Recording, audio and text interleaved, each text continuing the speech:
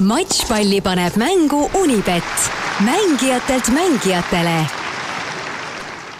Tere kallid tennissõbrad, on eetris järjekordne Matšpalli podcast. Täna on 30. juuni ja reedene päev.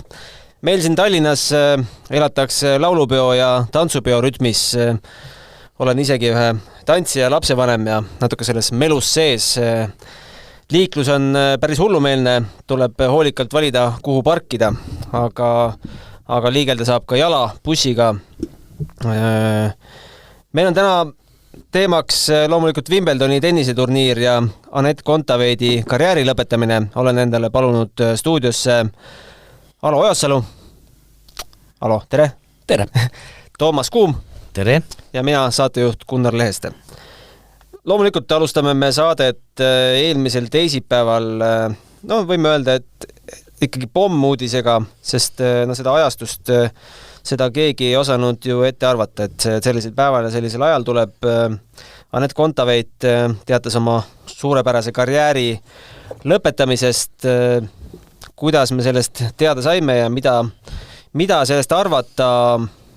Kuidas teie sellest teada saite? Toomas? No ikkagi mina sain meediast teada. No selles mõttes, kui see teade tuli ja praktiliselt ju pressikonverents tuli ka sisuliselt ju kohe otsa. Kohe otsa, jah. Mina sain trennis teiste treenerite käest ja siis avasin Delfi. no põhimõtteliselt sama on, seal ajaliselt vist suurt vahet ei olnud. Kas see oli üllatus või seda tenniseringkondades mingil määral oodati? No kindlasti oli üllatus. Seks, et ükskõik mis mängijal, võta siin hiljuti on, kes siin mingite mentaalsete pärast võtab mängupausi või asjad või nii edasi. No saab alati võtta pausi, olgu ta siis vigastuse või asja, protecting ranking, mida iganes, aga selles vanuses ikkagi karjääri lõpetamisest teatada, üllatus muidugi. Ma olen Alaga nõus, et mida varjata, et võib-olla kuluaarides Ala teab, et tennise, me ei räägi siin võib-olla kõikidest tipptreeneritest, kes meil Eestis on, aga targutajad on hästi palju ja eks te seda juttu oli hoidnud, et aastaid tagasi juba räägiti, enne kui seal Anetil suur tõus oli. Ta tundub, et äkki ta lõpetab karjääri, kusjuures siis ei olnud ju nagu vigastuse teema.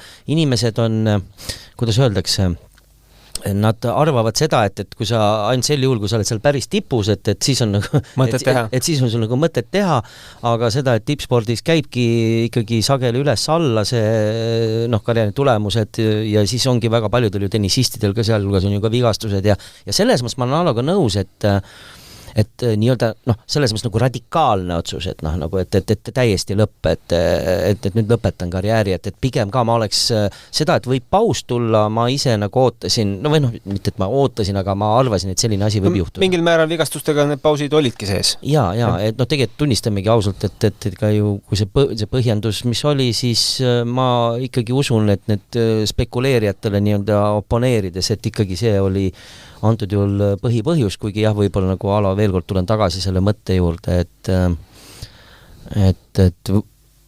see paus oleks tundunud nagu loogilisem nagu just. Selles mõttes, et Eesti naiste tennisele kindlasti väga rasked ajad on ees tulemas, mis puudutab just pildis olemist. Kaia Anett on meid hoidnud nädalast nädalasse valveseisakul, öösiti üleval, hommikuti üleval, päeval üleval. Meil on teinud oma töösse katkestusi, et saaks mängu vaadata. Mõned tööasjad võib-olla edasi lükanud, aga nüüd vaadates ka, mis faasis on Kaia karjäär, siit võib muidugi veel mingi ulmeline tõus tulla alati, aga pigem tundub, et Kaia karjäär on ka selline, et kui ühe võidu Slammil kätte saame, siis on super hästi. Aga mis puudutab just seda pildil olemist, siis paistab ju päris suur auk.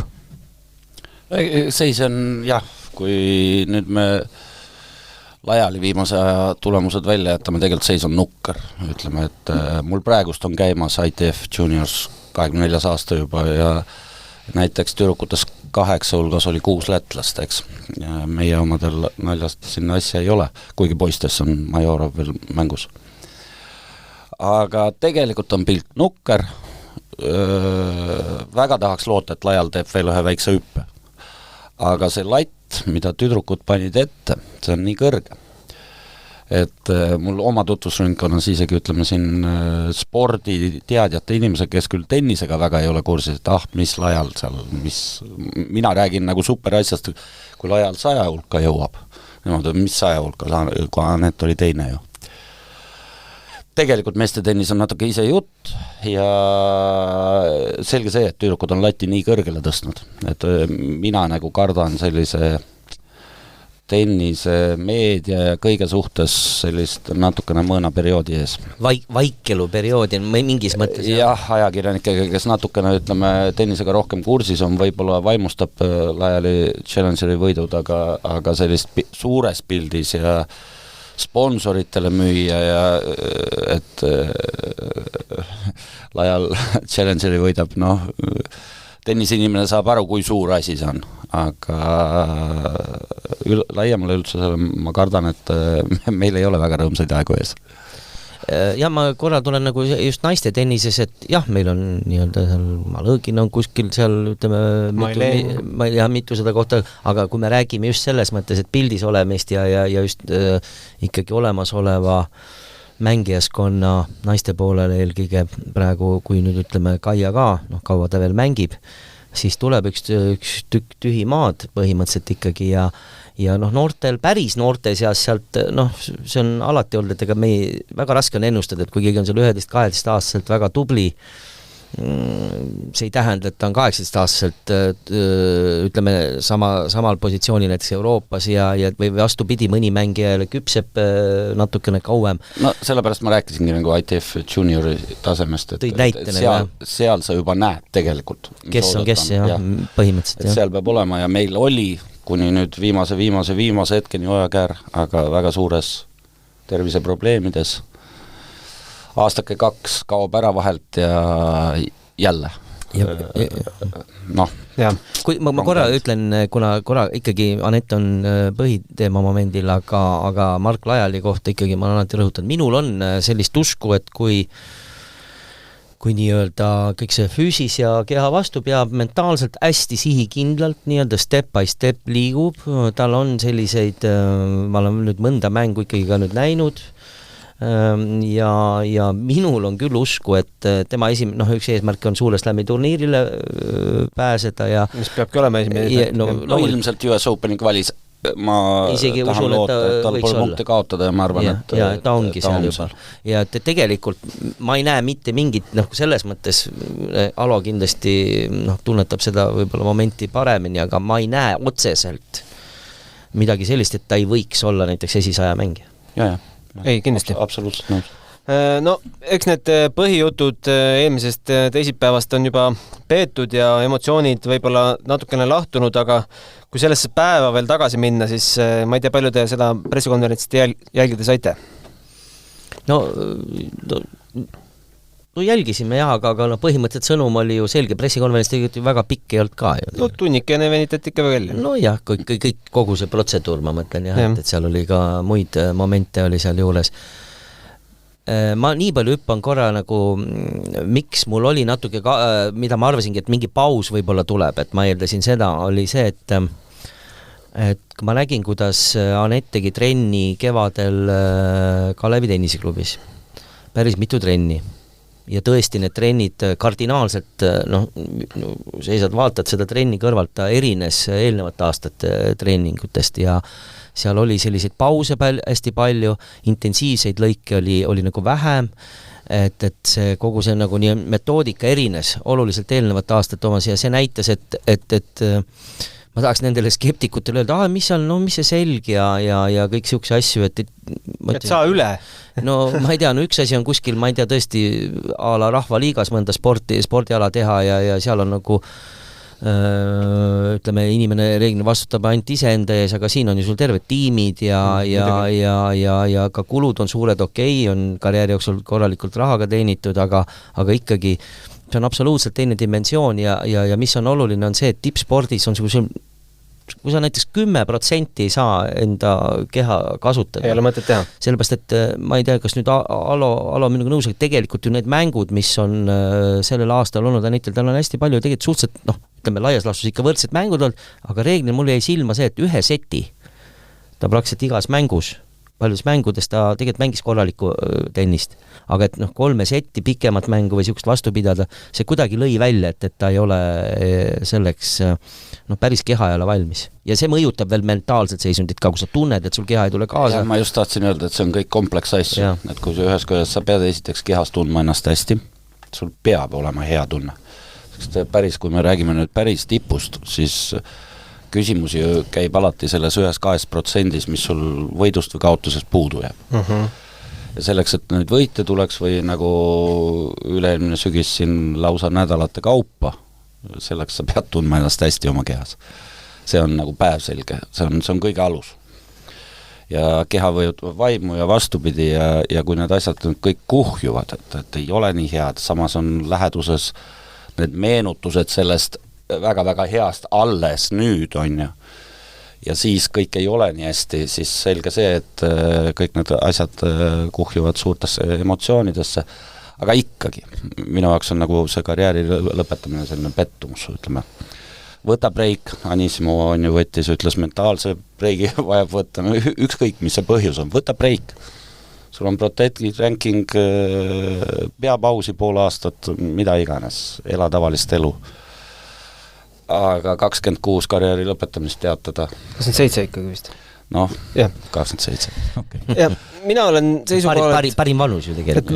Me tegelikult ei tea, mis tema peas toimub, mis seal tal tuleviku mõtted, mina ei mõista hukka, pigem kiidan takka, pigem teha selline otsus, kui et tiksuda nende mõtetega, et ei tea, kas ma selle päriselt teha tahan, sest seda mängu ei tahaks me keegi näha.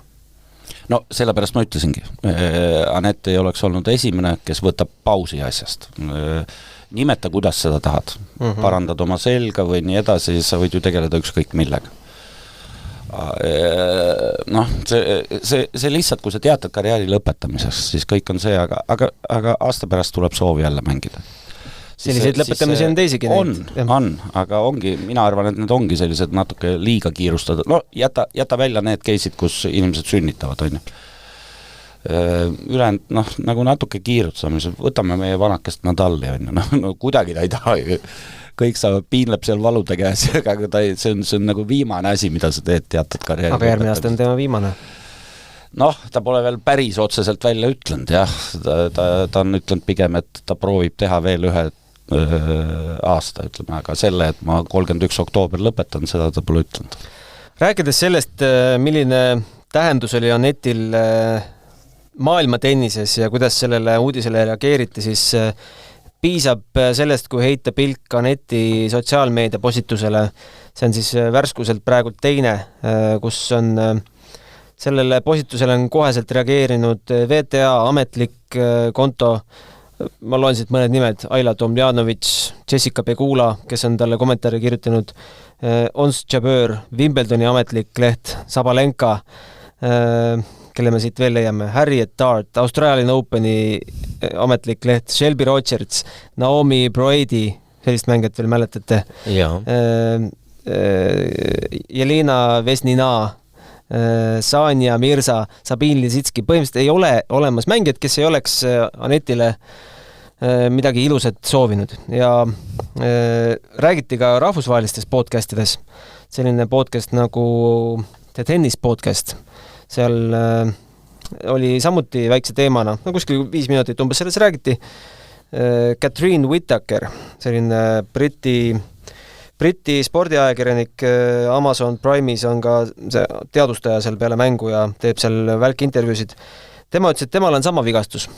See vigastuse nimi on siis nimme lühivaheketta degeneratsioon diskofaatia lumbalis ja tema teadis väga hästi, mida Anett mõtleb, sest temal segab see elu. Ja mitte ainult mõtleb, mida ta tundis väljakul. Mida ta tunneb väljakul, jah. Ta andis kohe Anetile soovituse ka, on mingi teatud ratas, mis leevendab nii-öelda kuidagi neid valusid või aitab sul kuidagi taastuda. Aga mis näitab seda, et Anett ei olnud lihtsalt üks Eesti esirek, et ta oli ikkagi, kui sa jõuad maailma teisele edetabeli kohale, siis sind paratamatult märgatakse. Jah, sellest ei pääse ja üpris hiljuti, eks? See ei olnud kuskil 7 aastat tagasi. eelmine aasta alles ja vaieldamatult ükskõik, kuidas sa võtad see, mis ta Anett teinud on, see on suhteliselt mõistuse vastane. Igasuguse loogika vastane, no mõlemad, Kaia samamoodi, nii väiksest riigist 2 mängijat üheaegselt. Tennise inimesed saavad kõik aru, kui müstiliselt võimatu see on. Aga laiem üldse see ilmselt mitte, on lihtsalt ära hellitatud nende võitudega. Ja oleme ausad, et tegelikult kuigi Kaia edetabeli koht nii-öelda parim, kui me räägime edetabeli koht on 15, siis tegelikult seal oli, sa mäletad seda aastat, eks on ju, seal oli paar võitu veel, oled 7. seal oli see Moskva turniiri finaal, kus tal sisuliselt oli mäng käes, tunnistame ausalt, aga seal oli vist üks eksimus tuli sisse minust ühel olulisel hetkel ja mida iganes. Ja ta vist ei mänginud ka, seal oli võimalus mängida vist hooaja lõpus veel mõni turniir või vähemalt üks turniir, nii et tegelikult kõik ütlevad, et see on oleks, aga sisul, ütleme mängu järgi, väikses riigis, praktiliselt võib öelda, et 2 top 10 mängijat, kuulge, Kaia on osalenud väga suurtes mängudes ja mida iganes siin mõtelda Kvitova või Wimbledoni või asjad, kus ühest punktist võrgu tripsust oleks olnud võib-olla ja üks edetabeli number ja karjäär teistsugune. Me mängisime alles ühte viktoriini Alleriga. Küsimus oli seal, et mitu matšpalli oli Kaial Kvitova vastu? 4 oli kindlasti. 5 oli õige vastus. Ja mina oleks pakkunud 4. Võt millegi, aga ma ütlen sul üks matšpall, üks oli see võrgutrips, see kuulus kui Kvitova teine serv ja ta vist maandus seal, ma ei tea, 10-15 senti sisse poole sealt joonest, et hästi napilt, aga üks ju löök, mille ju Kaia sisuliselt lõi ära, seal oli ka küsimus mingis, ma ei tea, 15 sentimeetris midagi, et seal see on sellised vahvad asjad, et tegelikult see on nii mikroskoopiline. Okei, me räägime Kaia sellest mängust Kvitovaga vist veel 10-ndeid, aga mis on Aneti puhul see mäng, mida me jääme mäletama 10-ndeid? Mina tean, mis see minu peas on, aga ma tahaks kuulda teie oma ka. Las Hallo natuke mõtleb. Mina vist läheksin mõningad aastad tagasi sinna Austraalia lahtistesse, kus Aneti mäng tundus nii hea, kõik tundus nii hea ja siis oli see oli vist Navarro vastu või? Oli, kus ei tundunud nagu, seal oli ka potentsiaalne võimalus, et nad omavahel mängivad Kaia ja Anet. Olime kusjuures valmis, et me oleks saanud isegi akrediteeringu, me olime valmis lennukipiletid võtma, aga siis ma ei mäleta, kumb esimesena vääratas neist, siis me ikkagi ei läinud. Anet ennem vist Kaia pärast, aga see oli hästi valus kaotus. See oli üks karjääri ma arvan, selline kogu mängu poolest tundus nii hea kõik. Mis see aasta võis olla nüüd? 2018 jõudis. Olen hädas aasta. Annab lapata. See 17-18 ma läheksin sinna 16-17 äkki. 17 vist. 17 ei olnud, siis ta kaotas esimeses ringis Sakarile. Teises ringis kaotas aasta varem esimeses ringis Muguruusale. Siis on 2015 isegi või? Või isegi 15 või? Sealt on aega möödas kõvasti. Aga ma tahan öelda, et mul on see mäng on ka mul meeles, ma ütlen, see moment huvitav, et Alo tuletas mulle meelde, et tõesti ta mäng see oli tõesti 18, jah. Carla Suárez Navarro. Kolmandas ringis haistes Ostapenko, teises Mona Bartelli, esimeses Aleksandra Krunici. Mäng oli, ma just selles mäng ise oli, 3 viimast olid 3-setilised. Ja vist Navarro vastu võitis ka seti esimese vist. Teise või? Esimese, 6-4. Ja tundus, et seal oli mingid moment, et mäng tuleb ära juba. Oligi, ma mäletan, kus ma seda vaatasin ja kuidas ma seda vaatasin, ma isegi natukene mõtlesin juba järgmiste ringide peale, et tundus see mäng kindlalt kodus, aga minul ei ole sellist ühte nagu konkreetset mängu, et selles mõttes nagu, ütleme, kui Kaia puhul huvitaval kombel me sageli lähme just nende kaotatud mängude juurde, et ärgu pangu pahaks inimesed lihtsalt, et sa elad nii kaasa ja kuidagi see ja sa näed, et seal on jälle see sama mikroskoopiline vahe tuleb sisse. Mul ei ole nagu Anetiga millegi pärast, tal on neid momente huvitavad, kui ta esimest korda USA lahtistel jõudis 4. ringi päris noorena. Seda õnnestus mul koha pealt vaadata. Ja, et tal on nagu need momendid, et kus tal oli seal, kas või see sama, issand jumal, see vene tennisisti vastu, ei olnud Aleksandrov, vaata, kui ta seal oli päris raskes seisus, siis kui ta see sügisel, kui ta võitis järjest turniire. Sa mõtled Kremli kappi või? Jah. Seal isegi ei tundnud, mingi moment ei tundnud isegi võiduraasu. Aga kuna see straik oli nii pikk, siis see, kui välja, see ajas naerma lausa.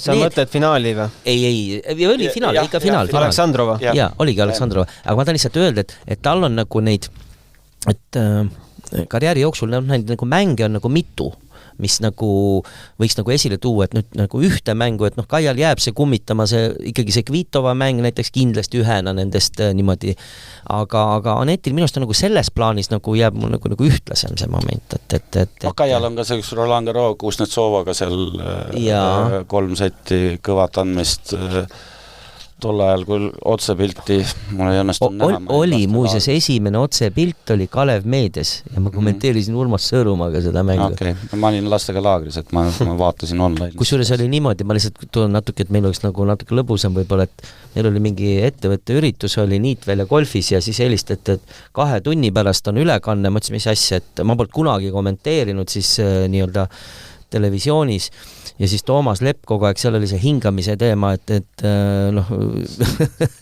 kohe Urmasega hingasime ja ärge hingake mikrofoni ja nii edasi ja see oli päris kummaline selline kommenteerimine, aga mina mäletan tollest mängust, et ma nagu sõnusin ära, et seal oli, kas oli Kaia oli 4-2 sees ja tal oli, ja ma ütlesin, et Kaia on nii hästi, et pole ühtegi topeltviga teinud ja mis sa arvad, mis järgmisena tuli? Topeltviga ikka. Tuli topeltviga väga tähtsal momendil, siis me vist isegi mainisime, sa sõnusid ära selle asja. Et ma ütlen, et tennis on lihtsalt, neid turniire on nii palju, neid mänge, neid vahelduvad sealt mingist raskest seisust on ju, mõlemad on ju, neid mänge on palju, kus on ta raskest seisust välja tulnud. Aneti puhul mul ei jää nagu väga, et ta oleks niisugusest suurest eduseisust väga naljalt, ütleme, palju mänge kaotanud. Pigem mitte, jah. Pigem mitte, et sellised asju tal nagu ei ole väga olnud, aga Aneti puhul on alati, mulle meeldinud see, et selge, et mingitel perioodidel mängijal ongi, ta tunneb kohe, et täna ei ole seda mängu ja ta kuidagi ei suuda ennast võib-olla nii-öelda üles kütta mängu ajal, siis Aneti puhul on neid juhuseid hästi vähe. Et ta ikkagi proovis alati ikkagi võitles lõpuni ja et see on mulle jäänud ka nagu see moment, et natukene nagu oli nagu tema osas oli mul nagu kindlam tunne natuke, et ta vähemalt kindlasti nagu rohkem üritab. Vähemalt see on mulje selline, me ei tea, mis on mängijatel sees on, ma mõtlen, kui Kaiaga võrdes, et vahest Kaial on need kõikumised nagu üldiselt nagu suuremad olnud. Mina mäletan hästi seesama aasta, kui ta jõudis veerandfinaali Austraalias oli 2020, eks. Ta võitis 8. finaalis Iga Sviatekit 6-7, 7-5, 7-5 ja Sviatek aasta hiljem läks niimoodi püstloodis üles. Ja aga kas ta kaotas Mertensile pärast? Ta kaotas Haalepile 1-6, 1-6. Kusjuures see ring varem oli veel Belinda Bencicit loputanud 6-0, 6-1. Oli jah. Selline mäng. Ja. Aga kui nüüd üks mäng ikka välja tuua, minu kõige eredamad mälestused on ikkagi sellest New Yorgi mängust, et kõik, mis sellele eelnes, et Anett võib ju lõpetada Serena karjääri, eks, kuidas see mäng välja nägi, kogu staadion oli tema vastu, Serena vibutas näppu oma publikule, näitas, pani huultele, et kuulge, respekti natukene on ju. Aneti õnnestumistele ei plaksutatud üldse, pigem vilistati välja, isegi mingites sektsioonides. Ma arvan, see mõjutaski väga palju mängu tulemust. Absoluutselt.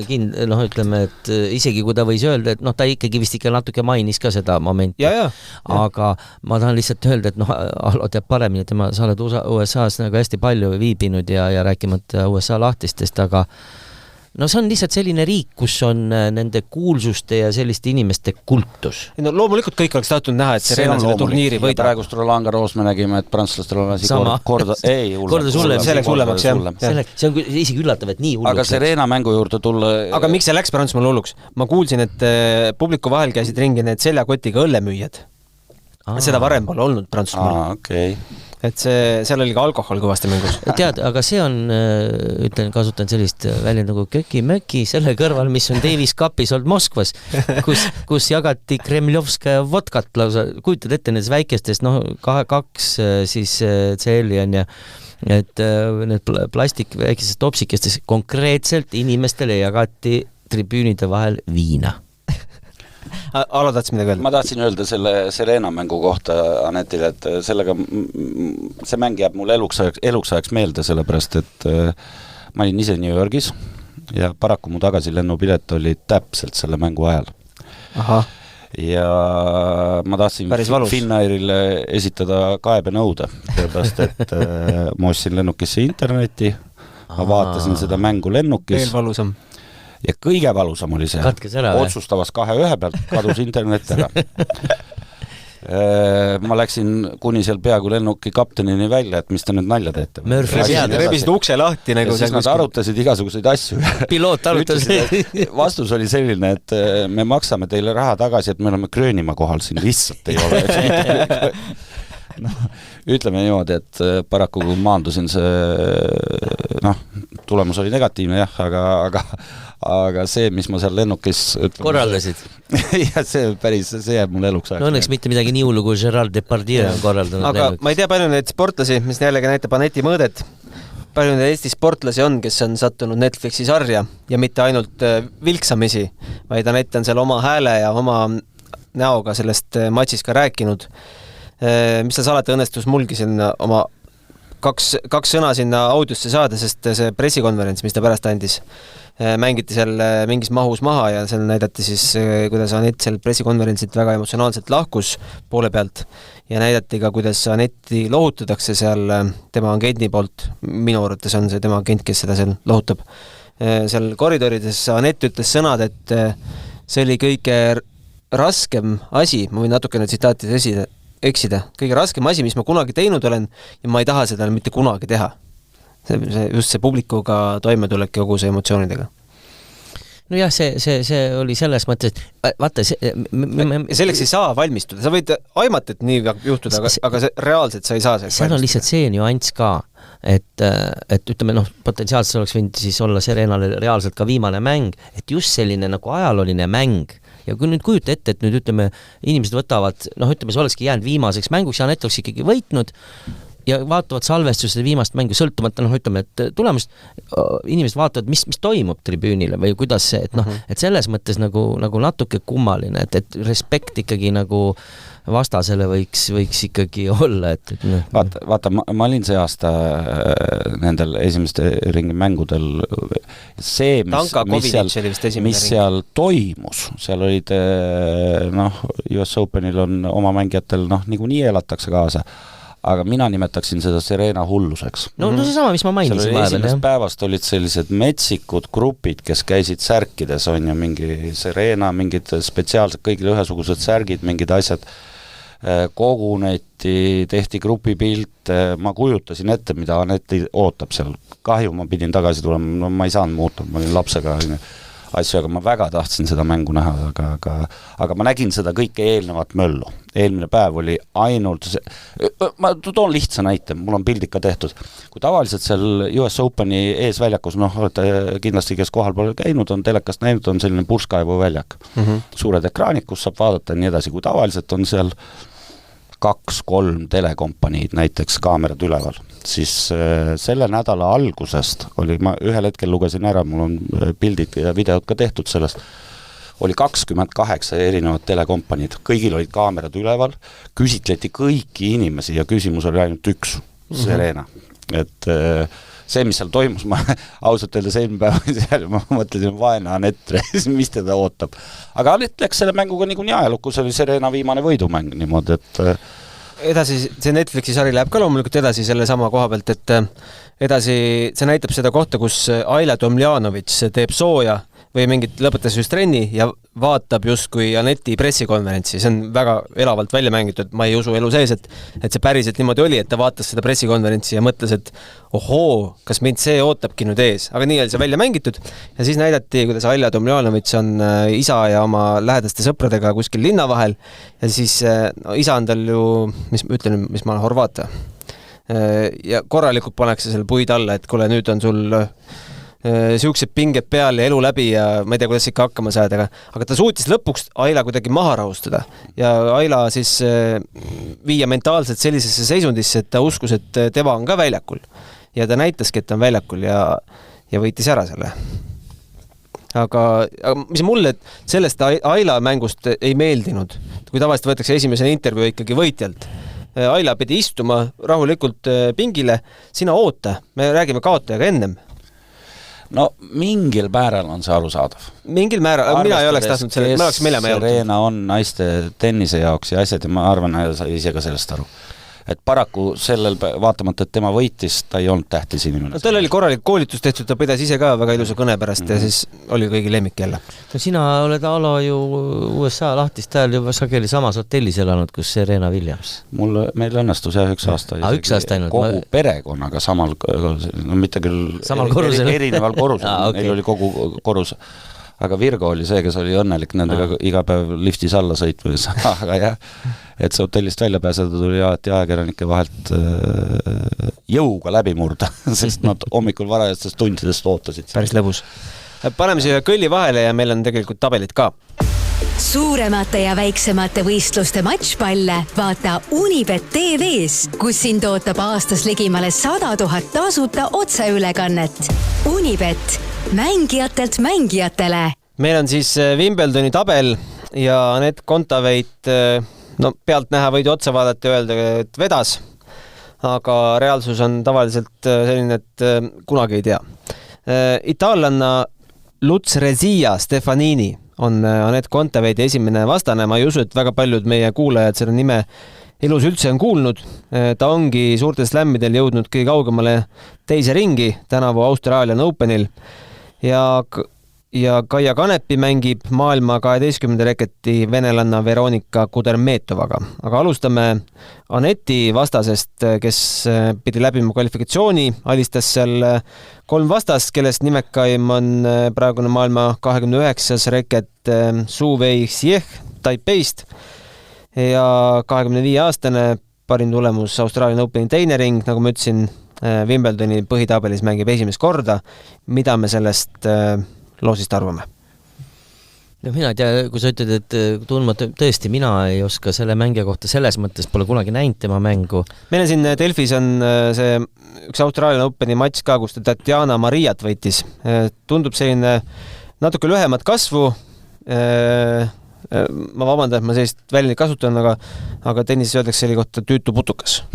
No jah, mina tean lauljat oli, kes on Stefani, aga Stefaninit ma ei, no selles mõttes, et kui ta juba niimoodi on ju jõudnud ja see positsioon, ega see ei saa ka päris juhuslik mängija olla, et seal vahetevahel ongi niimoodi, et võib-olla just see avaring, et isegi kui sul selline, ütleme, mitte kõige esimese järgu mängija tuleb vastu, siis noh, see on ikka kahe otsaga asi. Ühtepidi võiks ju eeldada, et on kergem mängida, teisest küljest sul on nagu justkui sõltumata sellest, et sa oled teatanud karjääri lõpetamisest.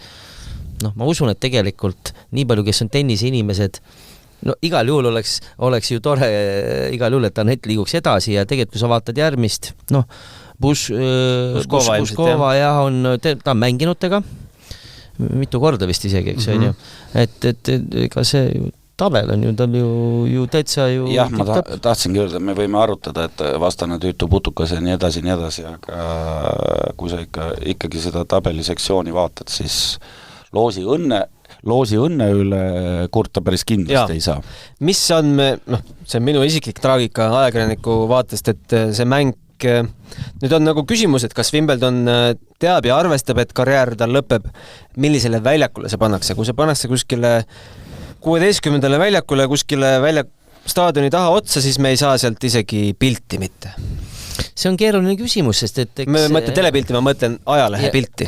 Jaa, aga kui me räägime telepildist üldse... No Wimbledon on üldse selline huvitav paik, et ei ole üldse välistatud, et see mäng pannakse suht ette.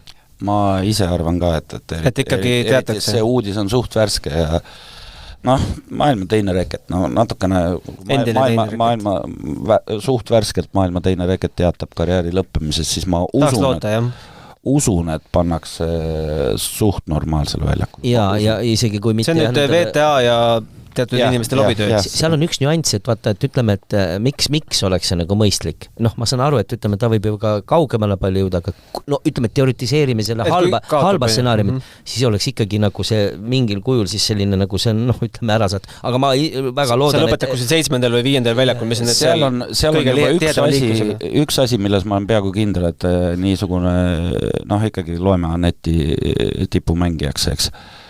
Ma arvan, VTA-l on valmistatud selle ette mingisugused kingitused ja äkki isegi mingi klipp. No kas klippi ma ei tea, aga kindlasti mingi lillebukett. Sellepärast, et ta ei tea muidugi, kui kaugele ta jõuab, aga see valmis oleks. Igaks ringiks. Igaks ringiks on see valmis. Teoorias, kui see pandaks sinna 5. väljakule, mis on seal koridor on vahel ja vasakul paremal, siis on see ju täis eestlasi. No okei, noh, seal selles mõttes küll, aga see on see peaks, no vähemalt ma arvan, VTA on midagi ette valmistanud. Ma suht kindel. Ikkagi maailma teine reket, noh, et millest me räägime. Okei, Kaia Aneti tabelist rääkisime, Kaia ei ole tabelis väga kaugel, nagu ikka me vaatame ju, millal nad omavahel võivad kokku minna ja 4. ring, see on ju siis järgmine esmaspäev, näeme. Mitte see esmaspäev, järgmine esmaspäev näeme siis nende omavahelist 4. ringi mängu. See oli mitte nali, vaid selline utoopia.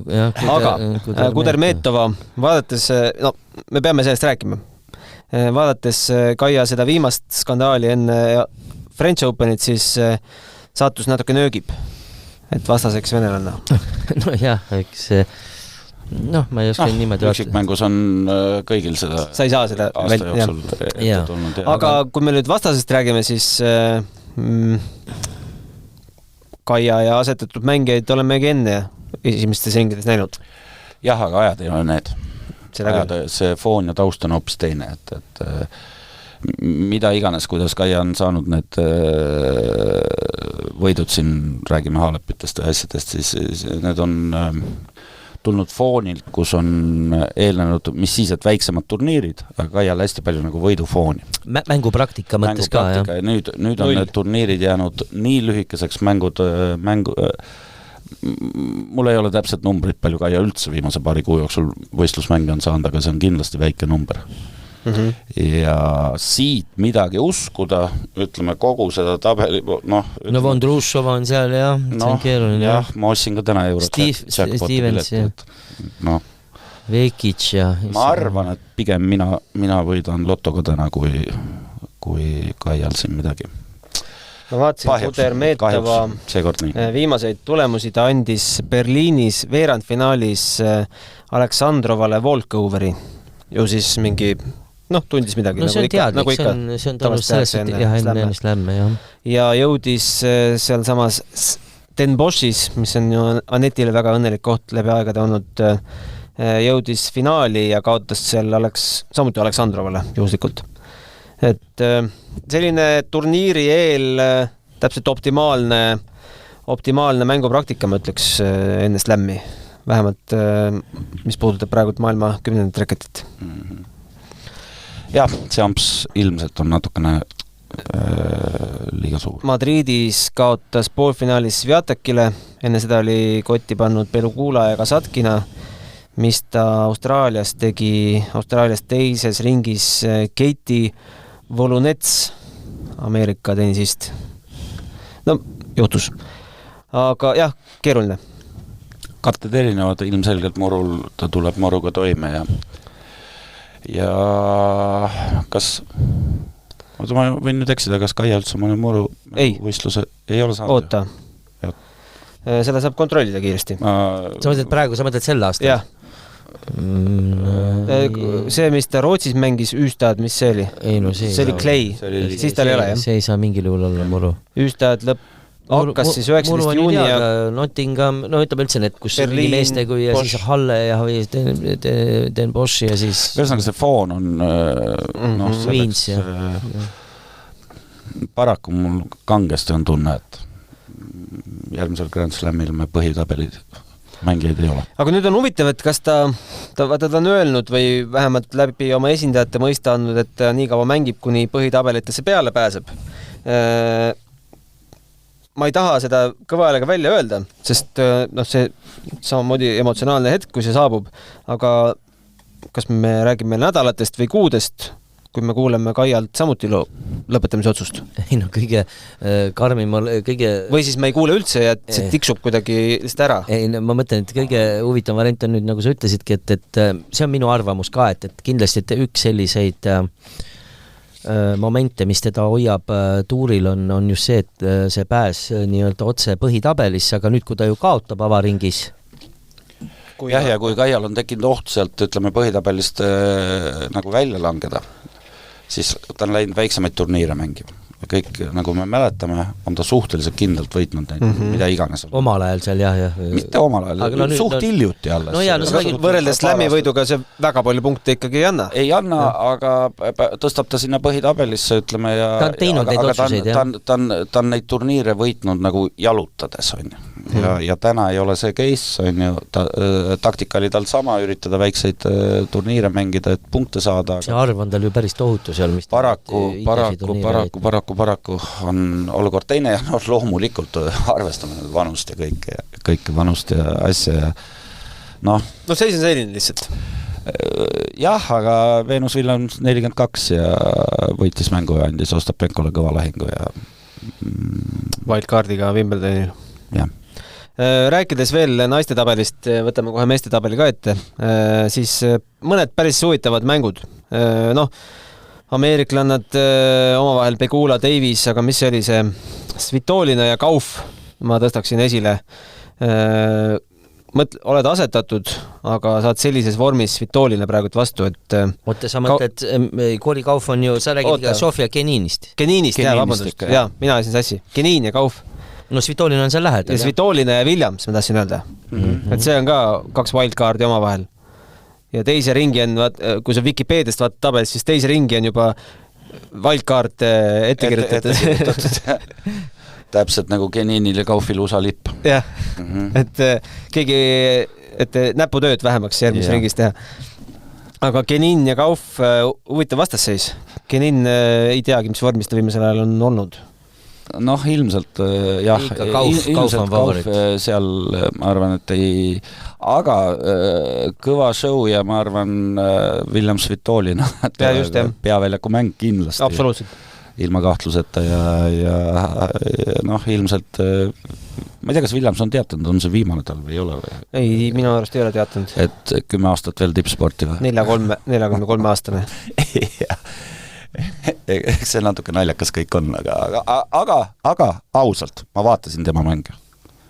Täitsa uskumatu. Mängib nagu vanasti? Täiesti uskumatu. Liikumine? No ilmselgelt ei ole esimesed nooruse aastad, aga samas ma olen näinud US Openi veerandfinaali mängimas 49 aastast Navratilovat. Segapaaris mängus, eks, ja täitsa niimoodi meetri pealt vaatasin ja võrdlesin oma ema vanusega. Aga rääkides sellest, kes võiks võita Wimbledoni naistest? Kas me räägime Sviataki kõrval veel kelleski? Sviatakil muidugi ei ole üldse lihtne tabel, kui teises ringis kohtud Trevisani või Sorribes Tormoga. Ei tahaks teises ringis kohe nendega vastamisi minna. Et turniiri võita sa pead ju kõiki võitma. Suva mis järjekorras, aga ma ei tea, siin nii mõnigi suur ekspert on ütlenud, et Wimbledonist oodatakse nagu sellist Sviateki mis ta eestiga ajastu siis. Lõppu või? Ei, algust just.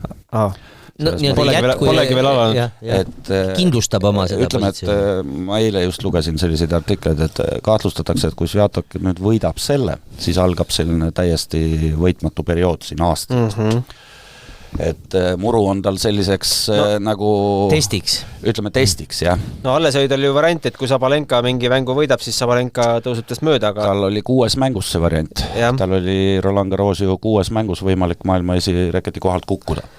Sabalenka tabel ei ole ka kergem teises ringis Camilla Giorgi. Kolmandas seal eks paistab Pegu või Wickmeier. Aga Sabalenka kui ohtlik võib olla murul? Jällegi, kui me vaatame eelmiste aastate Sabalenkat, siis see kindlasti ei ole see Sabalenka, kes praegust on. Neid up and down on Sabalenka mängus niivõrd palju vähem. Vähem ja topelt vigu ja kõike seda. Kogu selles, et kindlasti on ohtlik, loomulikult on ohtlik. Tema selle nõnda nimetatud firepower. Mis on huvitav, et jah. Aga mul on kuidagi, mul on kuidagi siiski Sviatekisse usku, et ma arvan, et selline lähi 10 aastat kuidagi ta hakkab seda asja valitsema. Muru on testikoht. Mul on ka sama tunne, aga kui sa vaatasid Sabalenka tabelit, siis Karoliina Muhhova. Jah. Ja kusjuures Muhhova mängib ju tegelikult sellist ka, oskab seda slice'i, ütleme lõikeid lüüa, et selline huvitav variant on, et nad võivad kokku saada siis 4. ringis, jah. Aga kas me peaksime rääkima ka ikkagi tiitlikaitsest Rabakinast? Ja. Ei ole pahas vormis see aasta olnud? Jah. Ütleme nii, et ta on küll väga seal tipus, aga tegelikult ta on ma ikkagi kasutaksin vaatamata sellele, et ta on üks 3, aga samas, kui me räägime just Sabalenkast ja Sviatekist,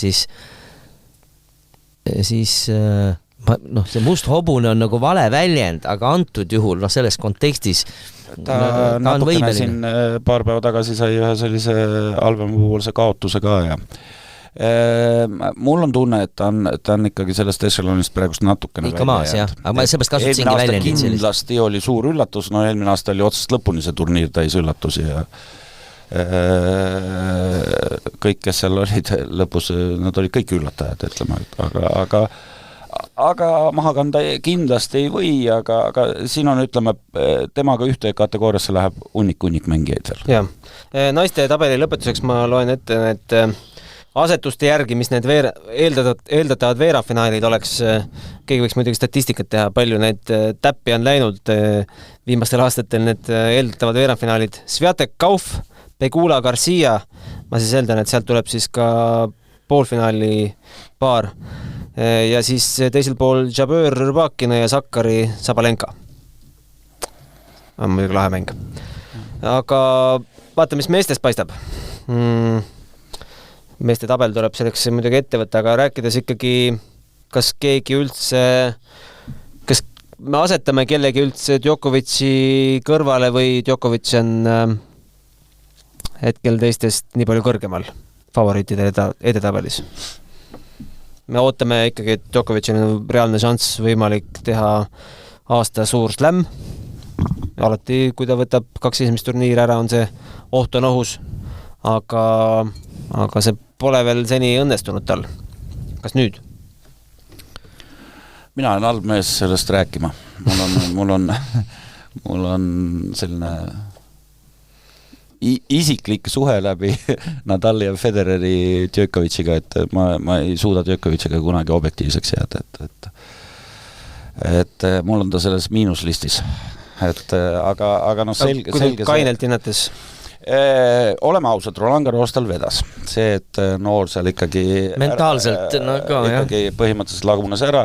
Isegi sellise ütleme, et isegi sellise keskmisest halvema Alcarazi mänguga hakkas mäng vaikselt Alcarazi poole minema. Hakkas. Et Alcaraz ei mänginud üldse hästi ja selge see, et Alcarazi tase on parem kui Djokovic'il, aga realiseerimine. Jube raske öelda. Djokovic oskab neid mikro võimalusi kasutada. Ja teine asi on kuidagi see, et kui just, me räägime Alcarazist ka, et ütleme ikka see 5-setine mäng, mis ma toon, et kuidagi... ütleme, et Roland Garros mängus ei olnud 5-setis mängu mingit pistmist. Ei, ei olnud, aga ma lihtsalt põhimõtteliselt lihtsalt ütlen üleüldse selline moment, et kui me vaatame läbi viimast aastast ajal, Alcarazil ilmselgelt ei ole 5-setiste mängudega probleeme. No iseenesest ei tohiks olla, jah? Ei olegi olnud. No ei olegi, aga tal on seal oli probleem see, et ega see kramp tekkis ju väga paljuski, ma arvan ju... eks ta ise ka pärast ütles, et ta sõnu seletamatult oli närvis enne mängu algust juba. Ma vaatan siin sellist portaali nagu Opta Ace, et Sviatek on täna andnud mingi loobumisvõidu. Aga ta andis ka enne French Openit. Ja, see võib pigem enese hoidmine olla. Ja, muidugi. Aga ma tahtsin huvitavatest faktidest veel, mis tegelikult mõtlema panev. Ma positasin selle, tegelikult me polegi rääkinud, et Rihot täna ei ole kaassatejuhti, positasin selle talle ka, et maailma esireket Carlos Alcaraz on esimene meesmängija Wimbledoni üksikmängus, ta on esimene number 1 asetus, kelle nimi ei ole Djokovic, Federer, Murray või Nadal aastast 2003. See on siis 23 aastat on esimene asetus olnud suurest nelikust. See on tegelikult väga huvitav fakt, ma ei ole niimoodi nagu, me ei ole niimoodi süvenenud. Neid fakte tuleb isegi Facebookis jookseb seal kogu aeg ette igapäevaselt. Ütleme, et tegelikult need no 20 aastat. Ütleme isegi mitte 4 meest, vaid 3 meest. Andis Volkoveri ja Bronzettile kuskil Bad Homburgis. No see lõhnab väga puhkuse järgi, aga, ja mis on mõistlik kindlasti. Aga kui me räägime sellest suurest kolmikust, siis see, mida nad teinud on, see on ajuvaba, 20 aastat pole kedagi laua taha kutsunud, et ka sööma. Aga 2 meest nendest on tabelis? Andy on ka? Ei, ma ikkagi Andit sinna kompoti paneks.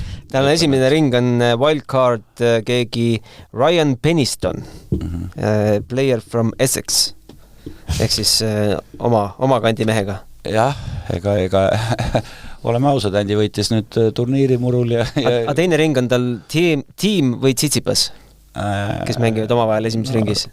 Täiesti söödavat tema. Tiim ja Tsitsipas mängisid ju selle mängu omavahel, see kuskil French Open, ma olin kohal seal, 4 tundi kestis, mõlemad olid näost jumala küpsed ja pressikonverentsil tuli ainult ökmökk välja, et mõlemad tasid koju magama. Kiiresti magama minna. See kestis hiliste õhtutundideni, vaat siis kui sa vaatad üldse seda tabeli poolt siin, ütleme niimoodi, et ütleme, kui Marril kõik lapib mängija ja kuidagi et saab teises ringis tiimi, kes on sama ei no mitte tiimi, ükskõik kas Tsitsipas vahet ei ole, aga ma lihtsalt ütlen selle edasi vaatad, et muidugi see murutennis on, siin on Norri ja ütleme, ta Veseli kusjuures võib muru peal ja olla, et ütleme siin päris ka kaugele jõuda. Head mängud ootavad mind ees. Ei, kindlasti. Tiim Tsitsipas ja mis me see naistes panime, Veenus ja Svitolina panime ka peaväljaku. Ja siis oli jah, kooli Kauf. Meil on juba peaväljaku programm on koos meil. aga favoriitidest meestest ka veel, siis räägime ka Alcaratzist ja Djokovicist, jah? Suurema protsendiga küll, jah. Aga absoluutselt pole välistatud kõiksugu üllatused, seal neid uusi tulijaid on palju. Me mõne soomlasega leiame või? Ruusuvari? Mina paneksin silma isegi seekord sellise venna nagu publiku peale. Serv, jah. Need mängud olid väga Ruusuvoori sai Vavrinka. Pole paha. Pole paha, jah, vist. Aga sa ütlesid õigesti, et Ruusuvoori võib 3. ringis Djokoviciga mängida. Seal on nagu see huvitav, et sellel muruturniiril ikkagi see servi roll on reeglina veidi võib-olla kõrgem, jah, kui mõnedel muudel turniiridel. Publik ei oma asjadele truuks seal 30-30 ässe ja 30-30 topeltiga, aga ja jälle mul õnnestus näha 230 teist servi ja see on Eestis ka mänginud. Ma käisin oma pojaga vaatamas US Openi. Ei, publik on ka mänginud. Publik on mänginud minu turniir, mis praegu käib 3 aastat. Ja siis on mänginud ITF-i turniiri päris seal noore 18 vist oli. Aga meil on ka maailma vähemalt asetus on tal 3. Daniil on eesnimi ja Medvedev on perekonnanimi. Pole šansu. Avaringis wildcard kohalik mees Ferri, teises ringis kas Mannarino või Ševtšenko. Muuseas, Mannarino väga huvitav, on hea päev, väga huvitav mängija tegelikult, et täitsa soovitan. Kas ta mängiski siin ka eelmine aasta, ütleme, ta on hästi huvitavaid mänge olnud, et atraktiivne väga, kui on hea päev. Aga esimene asetatud mängija paistab tal 3. ringis selline mees nagu Talon Kriikspuur, hollandlane, 28. asetus. Et kõige halvem loos ei ole. No vahet ei ole. Ja. Ma arvan, Medvedevi lõbu lõpeb seal 2-3. ring kindlasti ära. See ei ole tema leib ja... Aga itaallased, Sinner, võiks võita? On ta valmis? Minu meelest nad ei ole, midagi on puudu. Ütleme siin niimoodi. Sinner teise ringis Schwarzmann. Sinner oma heade mängudega võib võita kogu turniiri. Aga kuidagi viimased pool aasta on need up and down olnud, mul on silmes siiamaani, nüüd ma võin turniiris asja jääda, mingi Sinner Alcaraz mäng, mis siin mõned kuud tagasi oli. See oli, ütleme, 22. sajandi tennis, on ju. Et loomulikult võib ülihästi mängida, aga kuidagi, jah, sa ütlesid õieti, midagi on puudu. juuniore, nagu me saime juba saate alguses põgusalt tutvustatud, ei ole meil, sest Oliver Ojakäär maadleb terviseprobleemidega, kiiret paranemist talle. Aga hakkame siis jälgima. Ega esmaspäev, kui mängud peaks olema netil esmaspäeval, siis tuleb Eestis vabaks võtta. Saab kuidagi rääkida? Jah, kindlasti iga inimene peab neid mänge nägema. Kas või siis ütleme kas või viimast korda, aga loomulikult jah. Anetile mingi vastuvõtt ka korraldatakse lennujaamas pärast? Ilmselt. Ta on selle kuhjaga ära teeninud. Absoluutselt. Ja nii ongi. Aitäh täna kuulamast. Ilusat 2 tennisenädalat. Eesti meistrivõistlused algavad ka meil 7. kvalifikatsioonimängudega. Ma korraks hüppan siia vahele, et ma ei tea, millal see täpselt see eetrisse saade läheb, aga praegust käib ka noorte ITF Juniors Tallinnas praegusel hetkel mängitakse Tondiraba tennisekeskuses, praegusel hetkel mängitakse poolfinaali. Eile oli näiteks 15-aastaste maailma 2 esimest tüdrukut mängisid omavahel 4,5 tunnise mängu matšpallidelt, üks lätlane võitis Slovakki, lätlane, kes see talv võitis Orange Bowli, et seal on hästi palju Kuidas 15-aastased peavad vastu 4-tunnist matši? 15-aastane on juba peaaegu naisterahvas. Aga eile oli 2 väga pekka mängu ja põnevad mängud, väga hea tennis, nii poiste kui tüdrukute poolt, et kellel on aega ja võimalus tulla vaatama, homme on finaalid. Sa oled neid turniire juba aastaid korraldanud, kas oled sa nostalgia pilguga vaadanud vanu tabeleid ka, kes tänastest staaridest on sul läbi käinud? Jaa, eelmine nädal 2 me nimetame peakohtunikele minu mängijat võitsid ATP ja VTA, Publik ja Ostapenko. Ei, see nimekiri on väga pikk ja me ka treeneritega, mul on osad treenerid käivad juba siin 10 aastaid, on ju. Meenutame mingeid mänge, eile näiteks meenutasime, kuidas Sabalenka kõik selle läbis tabeli, jah? Ei, pommitas seintesse augud. Sabalenka on siin mängimas käinud. Sabalenka on 2 aastat minu juures mänginud ja tol ajal kutsuti teda selliseks walkoveriks, et kui sa satud temaga tabelis kokku, et see on päris lihtne mäng. Ta lihtsalt ei andnud sul midagi otsustada, tagus ise kõik pallid üle aia. 25 minutit ja... Aga palju huvitavaid, Medvedev on 3 aastat mänginud, Rubljov on siin käinud kindlasti, ma tean. Rubljovid, kui see mängijate nimekiri, nüüd värskelt on ju Publikuna võitis turniiri. Aga kas mõni fänn mõtleb selle peale, et ta tuleb ja teeb selle mängijaga pildi, olgugi kas ta saab või ei saa, aga ta see pilt on tulevikus alles ja selle pildiga saad endale mälestuseks, päris raha võib-olla ei tee, aga autogrammiga küll. Seda on nagu kohutavalt raske ennustada. Ma veel kord ütlen, kõik maailma tipud, esireketid ja kõik, kes minu juures on mänginud. Aga ole kohal ja tee kõigiga pilt. Iga aasta 200 mängijat. Isegi iPhone see Pro mälu mahtu ei võta. Prindid kohe välja ka. Mis ma tahtsin öelda, et näiteks Medvedev 3 aastat mängis kvali teine ring, põhitabeli teine ring, poolfinaal. Sabalenka 2 aastat esimene ring. Publikul 3 aasta jooksul parim poolfinaal. Ehk siis reaalselt need mängijad, kes pärast tõusevad, nad tegelikult ei võida noortes. See on äärmine erand, kui keegi on noortes ja täiskasvanute seas, see on äärmine erand. Ütleme niimoodi, kas hea või halba just tulemust Aneti saade? Anett on minu turniiril olnud poolfinaalis. Sorry. Aga US Openi finaal? Kõik on tore, aga jah, see on, ütleme niimoodi, et reaalselt, kui nad seal mängivad, siis üldreeglina nad ei pärja, aga on ka erandeid, ma veel kord ütlen. Et see sama, need tüdrukud, kas või see Läti Orange Bowli võitja, kes praegust mängib seal, ta on nagu kihvt, aga sa ei tea, mis tast 2 aasta... Minu jaoks teebki, kuna ma olen nii tuhandetes neid noormängijaid näinud, äärmiselt huvitavaks iga-aastase turniir. Et ma nagu proovin selle pilguga vaadata, et kas ma 2 aasta pärast vaatan näed teda, jah. Jah, ütleme, et mul on nii kahjuseks, et Sviatek käis siin ju mängimas aastaid. Kas Mirra Andreeva on käinud? Kes on praegu selline tõusev noor täht? Ta on just peakohtunikuga rääkisime, ta üle-eelmine aasta vist mängis veel Riia ja neid turniire, et ei, Tallinnasse ei jõudnud. Aga meil on selline link-turniirid, ta mängis Lätit ja Leedut, Eestisse ei jõudnud. Ja minu arust, kas Kostjuk hakkas hästi varakult naisi mängima? Jah, aga ma ütlen, et see nimekiri, kes on mänginud, ma isegi mäleta, mul peakohtunik pani selle kokku. See nimekiri, kes maailma top 10 mängijat. Selle võiks avaldada, kui sa saad seda jagada. Mul on järgmine aasta juubeli aasta 25, siis tuleb isegi selline väike brošüür kõigi nende nimedega. Ja kõik need mängijad, võitjad tuleb kokku ka jah, ma saadan neile lennuki järgi. Ma loodan, et meie tenniseliidu president sponsoreerib seda üritust. Muidugi, peasekretär. Peasekretär, peab kinnisvara maha müüma. Aga selge, aitäh kuulamast, loodetavasti oli lõbus. Kõik head. Kõik head. Matšpalli pani mängu Unibet, mängijatelt mängijatele.